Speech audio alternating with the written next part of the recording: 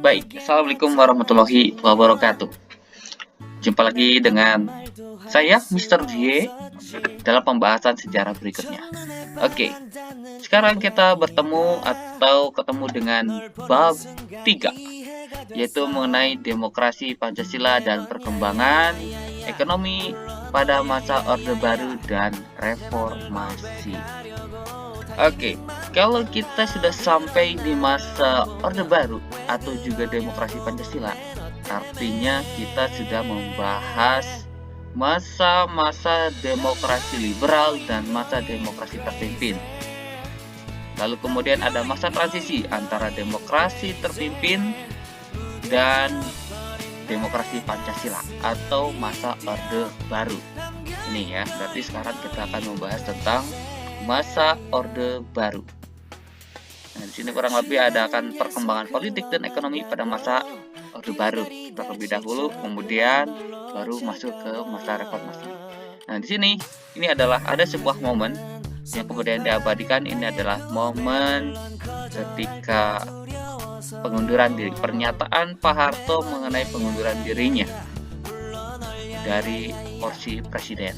Seperti ada penjelasan di bawah. Pernyataan pengunduran diri Soeharto sebagai Presiden RI pada 21 Mei 1998.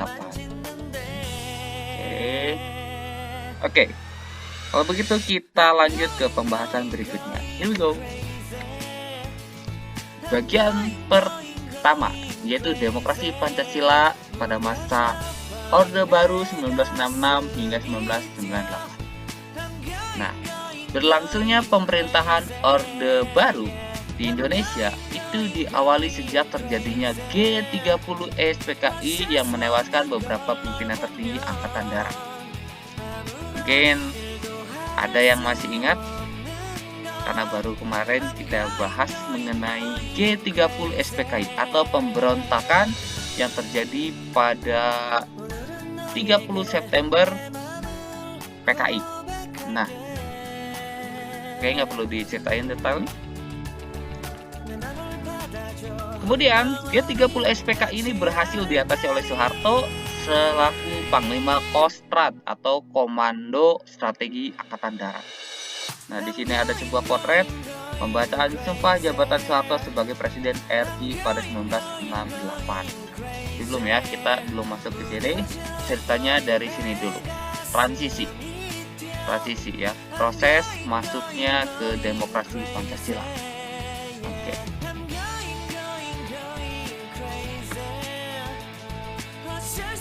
Lalu kemudian setelah G30 SPKI terjadi, lalu kemudian terjadinya penculikan 7 jenderal pimpinan tertinggi Angkatan Darat. Lalu kemudian setelah Pak Harto menjadi Pangkostrat, lalu kemudian tindakan berikutnya yang dilakukan oleh Pak Harto adalah mengatasi gerakan tersebut berdasarkan Surat Perintah 11 Maret atau disingkat dengan Super Semar yang ditandatangani oleh Presiden Soekarno langsung. Jadi waktu itu ketika terjadi kerusuhan, peristiwa G30S, lalu kemudian Pak Karno, jadi Pak Soekarno membuat surat perintah yang dibuat pada tanggal 11 Maret 1966 yang ditunjukkan kepada Pak Harto, antara lain adalah surat itu adalah untuk surat tugas pengamanan kondisi atau stabilitas nasional.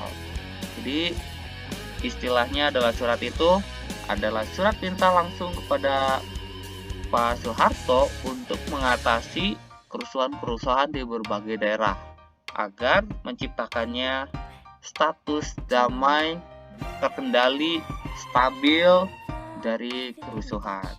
Nah, kemudian pada 27 Maret 1968, MPRS kemudian mengangkat Soeharto menjadi presiden dengan tugas utama menyelenggarakan pemilu. Nah, Soeharto menanamkan masa kepemimpinannya ini sebagai Orde Baru, sedangkan masa yang pernah dipimpin oleh Bung Karno adalah Orde Lama, disebutnya adalah Orde Lama. Lalu kemudian pemerintahannya yaitu disebut dengan Orde Baru. Nah, untuk peristiwa seperti apa terjadinya peristiwa G30 SPKI dan mentap MPRS-kan Super Semar itu sudah dibahas di bab berikut sebelumnya ya. Di bab sebelumnya sudah dibahas itu di bab disintegrasi bangsa. Oke. Setelah Super Semar sudah ditap MPRS kan, lalu kemudian Pak Harto naik menjadi presiden seperti digambar seperti gambar yang di sebelah kanan. Pembacaan sumpah jabatan Soeharto sebagai Presiden RI pada 1968. Itu ya. Oke, kita lanjut. Here we go. Nah. Oke. Lalu kemudian Presiden Soeharto bertekad melaksanakan Pancasila dan Undang-Undang Dasar 1945 secara murni dan konsekuen. Yang selama ini bahwa masa Orde Baru menganggap bahwa pemerintahan pada masa Orde Lama atau demokrasi terpimpin beranggapan bahwa tidak seutuhnya melaksanakan Pancasila dan Undang-Undang Dasar 1945. Nah, maka dengan naiknya Pak Harto menjadi presiden dan merubah rezimnya menjadi rezim Orde Baru, maka beliau bertekad untuk melaksanakan 100% melaksanakan Pancasila dan Undang-Undang Dasar 45, kembali ke Pancasila dan Undang-Undang 1945 secara murni dan konsekuen. Yang sebelumnya dia menyatakan bahwa pemerintahan sebelumnya itu Pancasila nggak murni Pancasila dan nggak konsekuen ya, karena pada masa orde lama atau demokrasi terpimpin itu terbukti bahwa Bung Karno dengan gagasannya yaitu Nasakom, jelas itu tidak berpacu kepada Pancasila menurutnya ya. Lalu kemudian pembangunan direncanakan secara bertahap melalui rencana pembangunan 5 tahun atau sering dikenal dengan singkatannya yaitu Repelita, rencana pembangunan 5 tahun yang nanti mungkin akan diceritakan ya. Oke, demokrasi Pancasila, inti dari demokrasi Pancasila. Kalau sebelumnya kan demokrasi liberal dan demokrasi terpimpin itu adalah era masa kepemimpinan Bung Karno. Ketika kita masuk ke demokrasi Pancasila artinya kita masuk ke era pimpinan Pak Harto. Oke. Yang pertama adalah pemerintahan dijalankan berdasarkan konstitusi. Konstitusi ya. Jadi ada DPR, ada MPR dan yang lain-lain. Gitu. Lalu kemudian yang kedua, pelaksanaan pemilu diselenggarakan setiap 5 tahun sekali. Dan ini faktanya memang sudah dijalankan. 5 tahun sekali diadakan pemilu pada masa demokrasi Pancasila atau Orde Baru. Lalu kemudian yang ketiga, penghargaan terhadap hak asasi manusia serta adanya perlindungan terhadap hak-hak minoritas. Nah, ini adalah tujuan utama atau mereka janji atau mereka akan melaksanakan dengan konsekuen pada masa demokrasi Pancasila ini, yaitu pemerintahan dijalankan berdasarkan konstitusi, pelaksanaan pemilu diselenggarakan setiap 5 tahun, terus penghargaan terhadap hak asasi manusia, perlindungan terhadap hak-hak minoritas. Itu yang kemudian digembor-gemborkan pada masa demokrasi Pancasila pada awal-awal. Oke, kita lanjut. Let's go. Nah, kemudian yang keempat, semua aturan dasar harus dilandasi oleh pasal-pasal yang tercantum di dalam Undang-Undang Dasar 1945. Seperti tadi yang dikatakan di atas ini ya, Presiden Soeharto bertekad melaksanakan Pancasila dan Undang-Undang Dasar. Semuanya harus kembali ke Undang-Undang Dasar ya, yang sudah ada. Nah, maka di demokrasi Pancasila pun menggemborkan bahwa pemerintahan demokrasi Pancasila atau Orde Baru, semua aturan akan dilandasi oleh pasal-pasal yang sudah tercantum di dalam Undang-Undang Dasar 45 atau kembali lagi kepada Undang-Undang Dasar yang sebelumnya. Undang-Undang Dasar itu dibuat ya, lalu kemudian dibuat pada masa Bung Karno tetapi gagal terus pada masa demokrasi liberal ya. Lalu kemudian berikutnya, presiden berkewajiban melaksanakan keputusan MPR dan bertanggung jawab kepada sidang umum MPR. Nah, kemudian MPR membagi kedaulatan kepada lembaga negara selain presiden dan DPR, antara lain NA dan BPK. Nah, jadi di sini jelas ya, pemerintahan berdasarkan konstitusi, di mana presiden tidak akan memerintah secara mutlak atau default, tetapi di sini ada semacam DPR dan MPR yang akan terus mengawasi kinerja presiden. Seperti itu kurang lebih ya. Oke, here we go. Kita lanjut. Nah,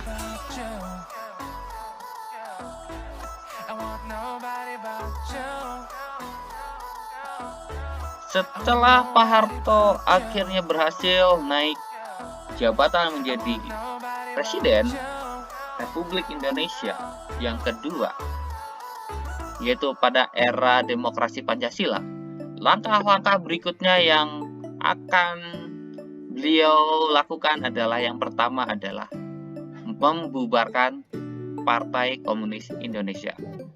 Partai Komunis Indonesia ini akhirnya dibubarkan oleh Pak Harto pada masa Orde Baru. PKI dilarang, lalu kemudian dibuatlah undang-undang di mana partai ini dilarang di Indonesia. Dilarang ya, sampai sekarang undang-undangnya masih belum dicabut, masih ada. Jadi PKI masih terlarang. Lalu yang kedua, terjadilah sebuah penyederhanaan partai politik. Ya, maksudnya seperti ini. Ketika masa Orde Lama atau demokrasi liberal dan demokrasi terpimpin, itu sudah terbangun banyak partai dan beragam partai. Nah, mungkin karena terlalu banyak, lalu kemudian pada masa ini Orde Baru, Pak Harto berusaha menyederhanakan partai politik menjadi tiga ya, di mana tiga partai ini mewakili dari beberapa partai. Contoh, di sana gabungan satu ya. Partai yang pertama adalah gabungan partai-partai yang bersifat nasionalis, yang kemudian akhirnya menjadi satu, yaitu menjadi Partai Demokrasi Indonesia, PDI ya. Lalu kemudian yang kedua adalah partai yang notabene adalah gabungan dari partai-partai yang berlatar belakangkan agama, yang kemudian tergabung dalam PPP, P3. Lalu kemudian yang ketiga adalah partai, tapi walaupun pada masa Orde Baru mereka tidak menyebutkan sebagai partai, tetapi yang ketiga ini adalah Golkar, golongan karya. Jadi ada tiga, PDI, PPP, dan Golkar. Yang sebelumnya Indonesia memiliki banyak partai, ada 40 sekian, lalu kemudian disederhanakan menjadi 3 partai saja. Lalu kemudian kebijakan berikutnya adalah pelaksanaan pemilu yang berkesinambungan. Betul ya, 5 kali setahun pada masa Orde Baru ini melaksanakan pemilihan umum secara terbuka. Lalu kebijakan berikutnya adalah peran ganda atau dwifungsi ABRI. Dwifungsi ABRI. Ini yang unik ya, yang paling unik. Ini adalah poin-poin kebijakan yang paling unik yang ada di Orde Baru. Kalau pembubaran PKI oke lah ya. Nah, penyederhanaan partai politik ini sangat luar biasa. Lalu pelaksanaan pemilu sudah luar biasa, dan yang paling luar biasa adalah peran ganda atau dwifungsi ABRI. Nah, nanti akan kita bahas mungkin di next slide. Oke, here we go. Oke, Pembubaran PKI berdasarkan ketetapan TAP MPRS nomor 24/MPRS/1966, PKI resmi dibubarkan dan dinyatakan sebagai organisasi terlarang di seluruh Indonesia. Nah, ini seperti yang sudah saya jelaskan, PKI menjadi partai yang terlarang, kemudian di TAP MPRS kan dibuat secara hukum, secara legal bahwa partai ini dilarang di Indonesia. Nah, oke, di sini ada potretnya, rakyat tuntut bubarkan PKI. Oke, rakyat menuntut membubarkan PKI. Kemudian tuntutan rakyat ini dilaksanakan oleh pemerintah dengan keluarnya TAP MPRS tersebut. Oke, hijau berikutnya. Nah, penyederhanaan politik. Partai Bersatu, Partai Persatuan Pembangunan PPP merupakan gabungan dari Nahdlatul Ulama, Permusi, Perti, dan PSII. Nah, jadi PPP ini seperti yang tadi sudah diceritakan, ini adalah gabungan partai-partai yang bersifat atau latar belakangnya adalah Islam. Bukan Islam, ya agama. Kemudian Partai Demokrasi Indonesia atau PDI merupakan gabungan dari Partai Nasional Indonesia, yaitu gabungan antara PNI, Partai Katolik, Partai Murba, Partai IPKI, dan Perindo. Semua yang haluannya atau landasannya nasionalisme digabung ke dalam PDI, ya, Partai Demokrasi Indonesia. Lalu kemudian yang ketiga ada golongan karya atau Golkar. Nah, ini dia, ini simbolnya.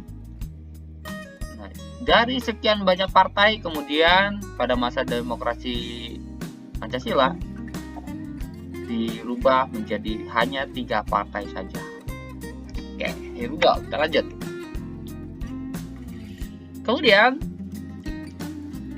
pada masa Orde Baru, pelaksanaan pemilu yang berkesinambungan selama 5 tahun sekali ini sudah terlaksana. Nah, seperti yang dijelaskan di dalamnya nih, masa Orde Baru berhasil melaksanakan pemilu secara berkesinambungan. Berkesinambungan itu artinya keberlanjutannya terus dilaksanakan secara konsekuen sebanyak 6 kali, yaitu pada tahun 1971, lalu kemudian 1977, 1982, 1987, 1992, dan 1997. Nah, asas yang diberlakukan adalah LUBER, yaitu akronim dari langsung, umum, bebas, dan rahasia. Ya, ini asas yang waktu itu diterapkan pada masa pemilu pada era Orde Baru. Lalu kemudian Golkar selalu memenangkan pemilu tersebut. Nah, ini hal yang unik ya, yang muncul di masa Orde Baru. Golkar selalu memenangkan pemilihan pada era ini. 1, 2, 3, 4, 5, 6. Jadi selama 6 kali Golkar berturut-turut selalu menang dalam pemilu. Lalu siapa yang akan jadi presidennya? Yaitu Pak Harto naik menjadi presiden selama 6 periode berturut-turut melalui Golkar yang terus menang di dalam pemilihan umum. Oke, unik ya, tapi tidak akan saya jelaskan secara detail. Kemudian, here we go. Selanjutnya, dwi fungsi ABRI. Nah, ABRI secara organisasi berkuasa atas sipil dan juga menduduki jabatan-jabatan strategis di lingkungan pemerintahan seperti posisi menteri, gubernur, dan bupati. Nah, makanya di era ini sering juga disebut dengan era militer.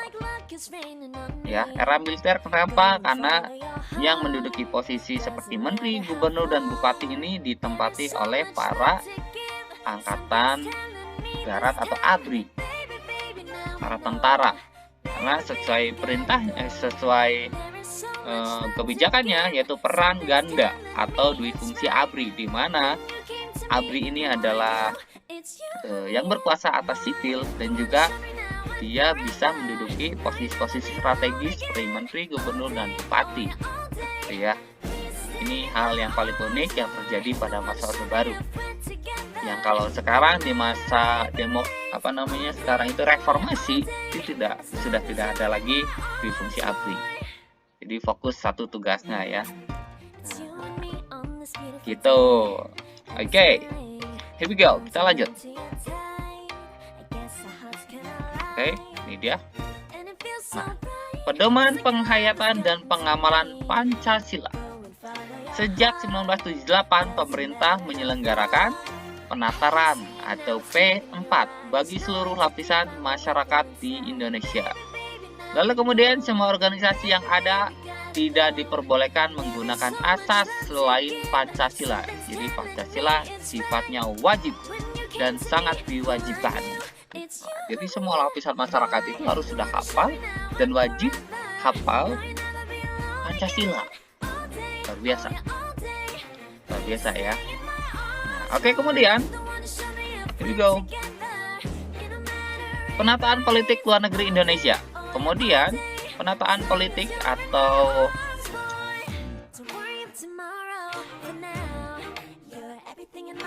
kebijakan luar negeri Indonesia kemudian dirubah seperti ini. Indonesia kembali menjadi anggota PBB pada 28 September 1966 yang sebelumnya oleh Bung Karno keluar dari keanggotaan PBB. Ketika Pak Harto menjadi presiden masuk ke masa Orde Baru, Pak Harto pada tahun 1966 langsung berusaha untuk menggabungkan kembali Indonesia kepada grup PBB. Jadi Indonesia menjadi anggota PBB kembali. Lalu kemudian Indonesia juga membangun hubungan bilateral dengan Malaysia yang sebelumnya hubungan Indonesia dengan Malaysia ini sangat tidak baik, bahkan selalu panas-panasan, saling mengganyang-ganyang ya, karena antara lain adalah Malaysia adalah negara boneka dari kapitalis atau dari imperialis. Contoh negara boneka imperialisme dari Inggris. Nah, Indonesia waktu itu yang dipimpin oleh Bung Karno sangat tidak suka dengan hal tersebut. Gitu ya. Lalu kemudian membekukan hubungan Tiongkok karena peristiwa G30 SPKI. Nah, di masa sebelumnya yaitu Bung Karno, hubungan antara Indonesia dengan Tiongkok atau China ini sangat luar biasa dekat. Tetapi setelah rejimnya berubah, Bung Karno lengser dari jabatannya, kemudian Pak Harto menggantikannya, hubungan Tiongkok ini diberhentikan ya. Ini di sini sudah mulai keluar intik-intiknya. Ada sebuah bukti di sebelah kanan, nah koran ya. Di sini tertulis hubungan diplomatik RR Cina, Republik Rakyat Cina praktis terhenti. Nah, ini bukti yang menyatakan bahwa era Pak Harto menghentikan hubungan dengan negeri Cina. Hubungan RRC dibekukan. Nah, kantor perwakilan Indonesia di Peking ditutup. Selesai sudah hubungan antara Indonesia dengan Cina pada masa Orde Baru. Tutup ya. Oke. Jelas ini nanti kalau dibahas lebih jauh lagi ada hubungannya ke sana ya. Oke, here we go. Kita lanjut. Ini adalah masa pembangunan pada masa Orde Baru. Oke, kita bahas masa pembangunan. Here we go.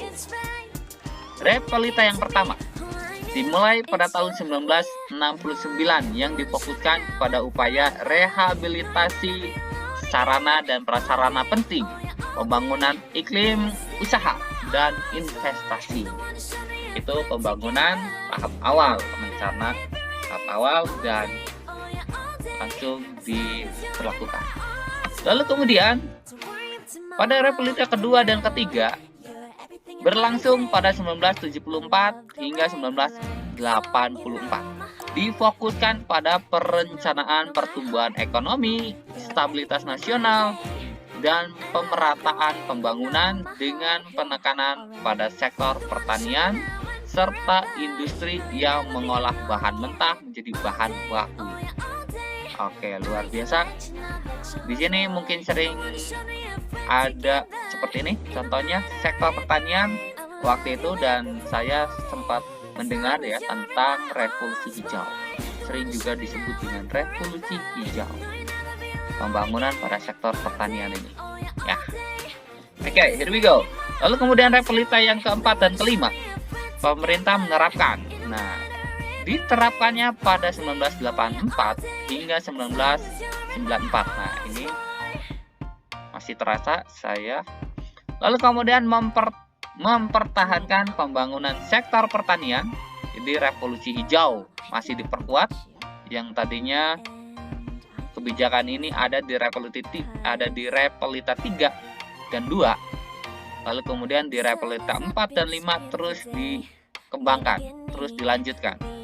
Lalu kemudian pembangunan industri pun terus dikembangkan di realita ini, yang kemudian menghasilkan barang-barang ekspor.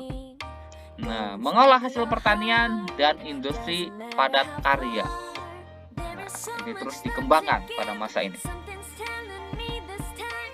Oke, lanjut. Here we go.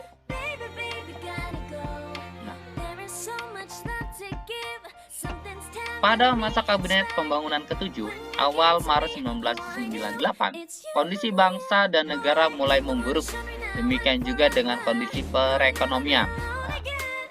Nah, kondisi ini mulai memburuk atau juga kita sering menyebutnya dengan krisis moneter.